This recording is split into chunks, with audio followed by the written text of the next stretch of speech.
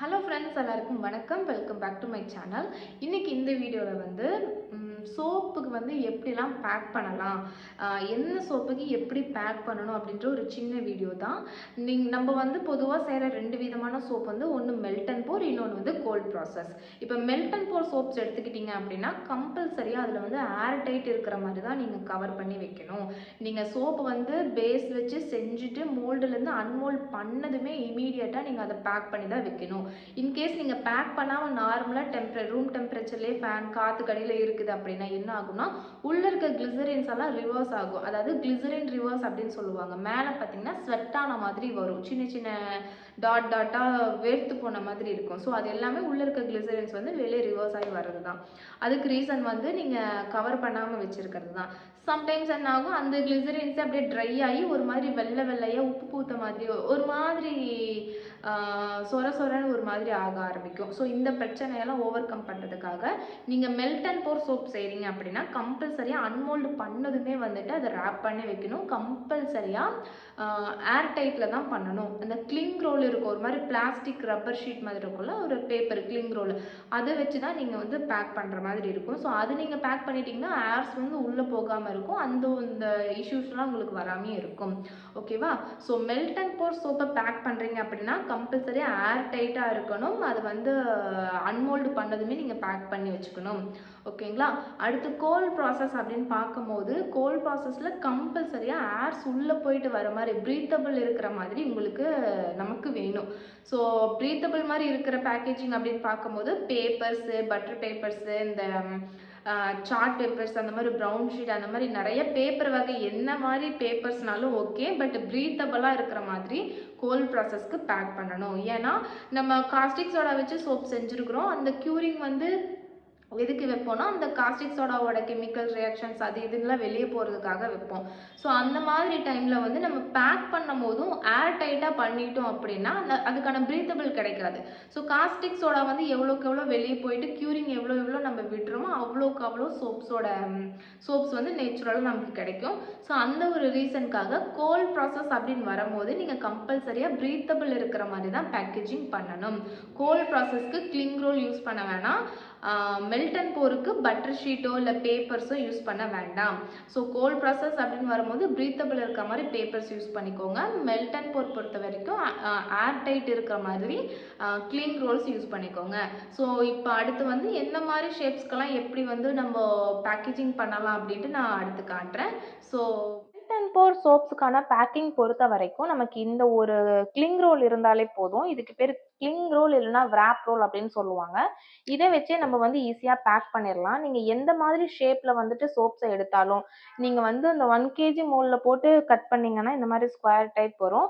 இது மாதிரி இருந்தாலும் நம்ம இதிலே பேக் பண்ணிக்கலாம். இல்லை அந்த மாதிரி 6 கேவிட்டி மோல்டில் போட்டு இந்த மாதிரி ஃப்ளார்ஸ் மாதிரி எடுத்தீங்க அப்படின்னாலும் இதையும் வந்து நம்ம இது வச்சே வந்து பேக் பண்ணிக்கலாம். ஸோ ஃபஸ்ட்டு வந்து இந்த ரோலை நல்லா இப்படி இழுத்து விட்டுக்கோங்க. டைட்டாக இழுத்து விட்டு இந்த டிசைன் வந்து உங்களுக்கு ஃப்ரண்ட்டில் தெரியுதுன்னா பேக் பண்ணும் போது நீங்கள் அதை அடிப்பக்கமாக தான் வைக்கணும். ஸோ அடிப்பக்கமாக வச்சுட்டு ஓரளவுக்கு வேணுன்ற அளவுக்கு எடுத்துட்டு பேலன்ஸ் வந்து கட் பண்ணிடுங்க. கட் பண்ணிவிட்டு ரெண்டு பக்கமும் இங்கிருந்து இதை வந்து ஒரு மடிப்பு மடிச்சுட்டு இங்கிருந்து இதையும் நல்ல ஒரு மடிப்பு மடிச்சிடுங்க. இப்படி மடிக்கும் போது நீங்கள் லூஸாக மடித்தாலும் பிரச்சனை இல்லை. எடுத்து கையில் பிடிச்சிட்டு இந்த மேலையும் கீழையும் பகுதியை வந்து நல்லா டைட்டாக இழுத்தீங்க அப்படின்னா நமக்கு ஒரு ஈவனாக வந்து ஒரு டைட்டாக இழுத்து இப்படி நம்ம அதில் ஒட்டும் போது ஃப்ரண்ட்டில் பார்க்கும்போது உங்களுக்கு கொஞ்சம் நல்லா ஈவனாக எல்லா பக்கமும் இந்த கவர் வந்து ஸ்ப்ரெட் ஆயிரும். ஸோ ஏர் டைட்டாக பண்ணணும். ஏர்ஸும் உள்ளே போகாத அளவுக்கு நல்லா டைட்டாக பண்ணிக்கலாம். இது ஒரு டிசைனு. சேம் இப்போ இதே மாதிரி இந்த மாதிரி நம்ம பாக்ஸ் மாதிரி போட்டுட்டோம் சோப்ஸை அப்படின்னா அதை எப்படி பேக் பண்ணுறதுனா சேம் அதே மாதிரி தான். நீங்கள் இழுத்து ஒட்டுறதுல தான் ஷேப் வந்து உங்களுக்கு கரெக்டாக கிடைக்கும். இதையும் இப்படியே வச்சுட்டு இந்த பக்கம் இருந்து கொஞ்சம் நமக்கு இங்கே எவ்வளோ தேவைப்படுதோ அந்த அளவுக்கு மட்டும் கட் பண்ணிக்கணும். கட் பண்ணிவிட்டு இதை வந்து மேலே போட்டுடலாம். இந்த இடம் நீங்கள் இப்போ வந்து லூஸாக போட்டுட்டாலும் பிரச்சனை இல்லை. இங்கே பார்த்தீங்கன்னா இங்கே உங்களுக்கு இழுத்துட்டு லூஸாக தெரியும். ஸோ இந்த டைமில் வந்து இதை நல்லா இழுத்து ஒட்டணும். அப்படி ஒட்டும் போது உள்ள எதுவுமே ஏர் இல்லாம சுருக்கங்கள் இல்லாம வந்து உங்களுக்கு ஈவனா வந்து கவர் வந்து போட்ட மாதிரி ஆயிடும். ஸோ நீங்க டைட்டா இழுத்து ஒட்டுறதுல தான் அந்த ஏர்ஸ் வந்து உள்ள போகாம இருந்து நமக்கு ஒரு ஷேப் வந்து ஈவனா கிடைக்கும். ஸோ இதுவும் வந்து மெல்ட் அண்ட் போர் சோப் தான். ஸோ அடுத்து வந்து இந்த மாதிரி ஃப்ளார் டிசைன் வந்துருச்சு அப்படின்னாலும் சேம் ப்ரொசீஜரை தான், இதே மாதிரி தான்.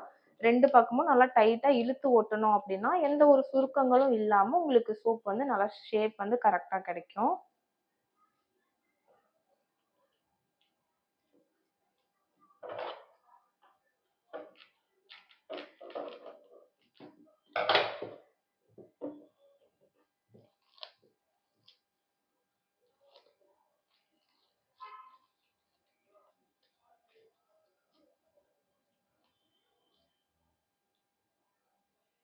ஸோ அவ்வளோதான். மெல்ட் அண்ட் போர்க்கான பேக்கிங் வந்து இவ்வளோதான். வெறும் இந்த மாதிரி கிளிங் ரோல் இருந்தாலே ஈஸியாக பேக் பண்ணிடலாம். பேக் பண்ணி முடிச்ச பின்னாடி நீங்கள் கம்பல்சரியாக என்ன சோப் அப்படின்றத மக்களுக்கு மென்ஷன் பண்ணி சொல்லணும்.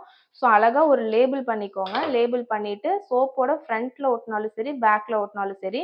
நீங்கள் பேக் சைடில் வந்து இந்த கிளிங் ரோல் வந்து நிறையா போட்டு ரொம்ப கொசன்னு பண்ணியிருந்தீங்க அப்படின்னா பேக் சைடே இது இப்படி ஒட்டி அந்த கிளிங் ரோலை வந்து கவர் பண்ணிடுங்க. அவ்வளோதான். நெக்ஸ்ட் வந்து கோல்ட் ப்ராசஸ்க்கான பேக்கிங் எப்படின்னு பார்க்கலாம். இது எல்லாமே வந்துட்டு கோல்ட் ப்ராசஸ் தான். இது பார்த்தீங்கன்னா ஒரு அனிமல் ஷேப்பில் இருக்கும். இது வந்து ஒரு ரோஸ் மாதிரி சர்க்கிளாக இருக்குது. இது வந்து ரெண்டும் ஸ்கொயர் டப்ஸில் இருக்குது. ஸோ இந்த மாதிரி டிஃப்ரெண்ட் டிஃப்ரெண்ட் டிசைன்ஸ் வந்தாலும் நம்ம எப்படி பேக் பண்ணலாம் அப்படின்னு தான் பார்க்க போகிறோம். இது எல்லாத்துக்குமே நான் வந்து இன்னைக்கு என்ன யூஸ் பண்ண போகிறேன்னா பட்டர் ஷீட் தான் யூஸ் பண்ண போகிறேன். ஸோ இந்த மாதிரி பட்டர் ஷீட் வந்து எல்லா ஸ்டேஷ்னரிலையுமே ஈஸியாக அவைலபிளாக கிடைக்கும். பார்த்துருப்பீங்கன்னு நினைக்கிறேன். ஸோ இது மாதிரி பட்டர் ஷீட் இருக்கும். ஒரு ஷீட்டே வந்துட்டு கடைக்கு ப்ரைஸிங் வந்து மாறும். இது வந்து எவ்வளோனா ஒரு 3 ருபீலேருந்து ஒரு 5 ருபீஸ்க்குள்ளே தான் இருக்கும். ஸோ அந்த மாதிரி ரேஞ்சு அப்படின்ற போது நமக்கு கொஞ்சம் காஸ்ட் எஃபெக்டிவாக இருக்கும். அதனால நம்ம கோல்ட் ப்ராசஸ் அப்படின்னு வரும்போது பட்டர் ஷீட் யூஸ் பண்ணுறதே பெட்டராக இருக்கும். ஸோ இந்த மாதிரி ஒரு பெரிய ஷீட்டு வாங்கிக்கோங்க. இதை வாங்கிட்டு மடித்து கட் பண்ணிக்கணும். கட் பண்ணி தரமாட்டாங்க. இன்கேஸ் கட் பண்ணி தரமா இருந்தாலும் இந்த A4 ஷீட் சைஸுக்கு இருக்கலாம். அப்படி வாங்கினாலும் வாங்கிக்கோங்க. இல்லைன்னா இந்த பெரிய ஷீட்டாக வாங்கி நமக்கு தேவையான அளவுக்கு வந்து நம்ம கட் பண்ணிக்கலாம். ஸோ இந்த மாதிரி 4 3 மடிச்சுக்கோங்க.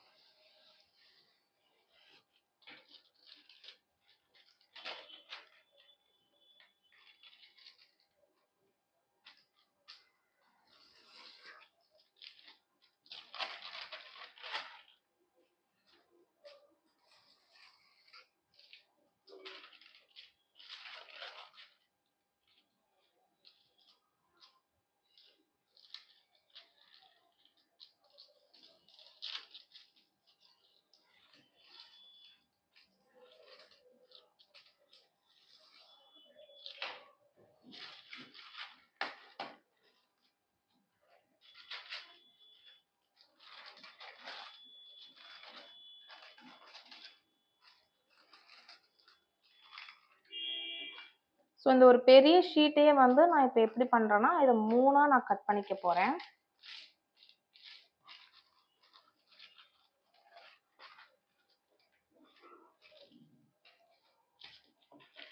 உங்களுக்கு எப்படி வசதியோ அதுக்கு ஏற்ற மாதிரி நீங்கள் கட் பண்ணிக்கலாம்.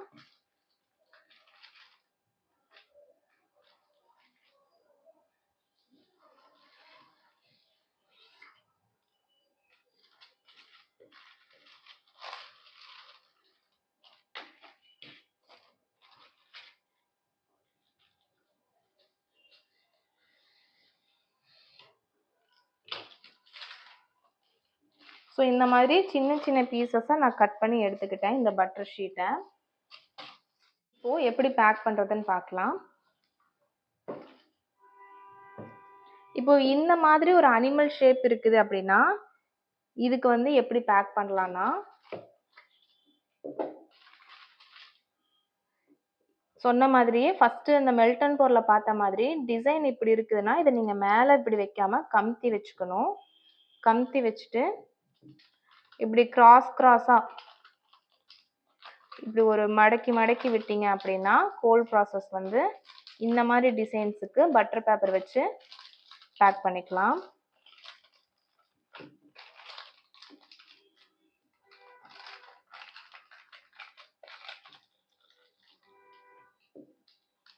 ஸோ இந்த மாதிரி பண்ணிட்டு செலோ டேப் போட்டுறணும்.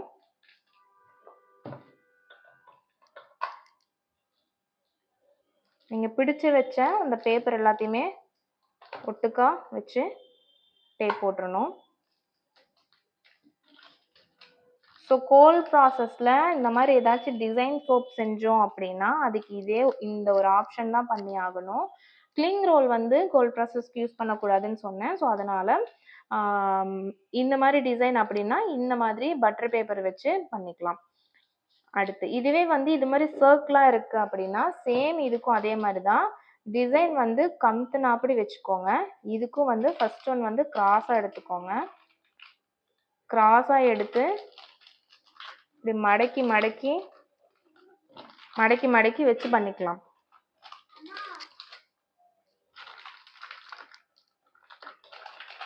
சேம் இதே மாதிரி மடக்கி மடக்கி வச்சு இந்த பெருசாக வர ஷீட்டையும் வந்து ஒரு ரெண்டாக மடக்கி அமுத்தி விட்டு செலோ டேப் போட்டுக்கலாம்.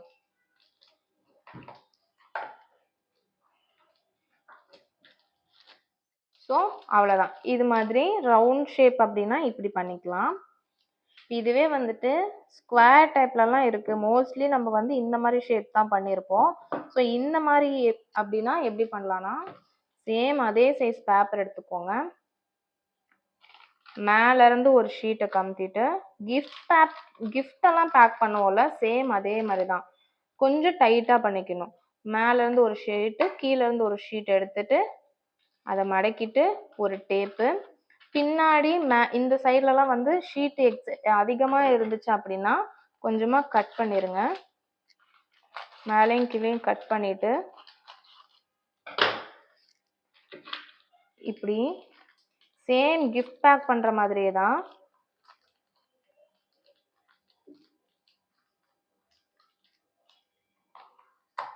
இங்கே ஒரு ஃபோல்ட் பண்ணிவிட்டு இங்கே ஒரு டேப், அடுத்து இங்கேயும்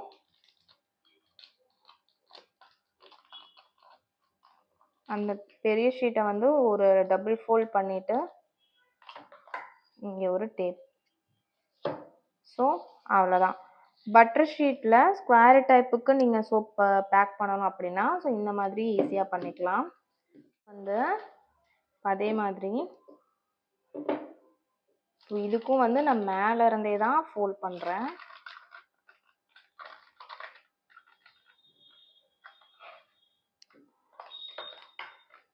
இங்கே ஒரு டேப் பண்ணிட்டேன்.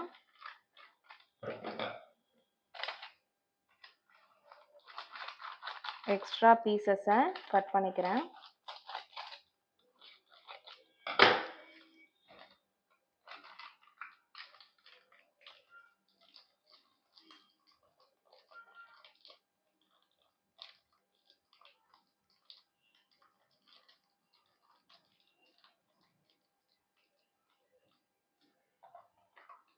இங்கே ஒரு டேப் போட்டுக்கிறேன்.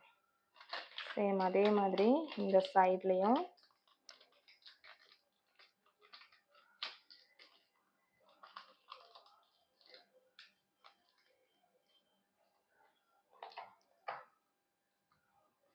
இங்கே வந்து ஒரு டேப் போட்டுக்கிறேன்.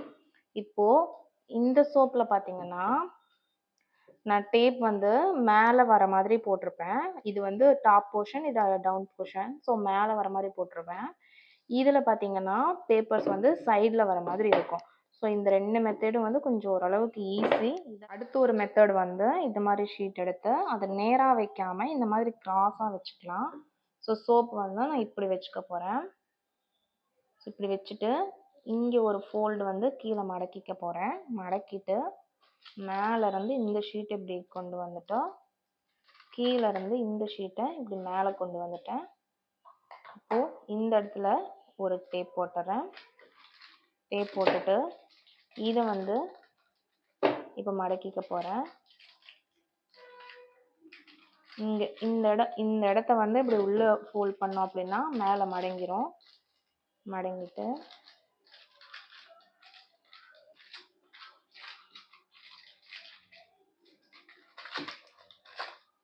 இப்படி இருந்துச்சு அப்படின்னா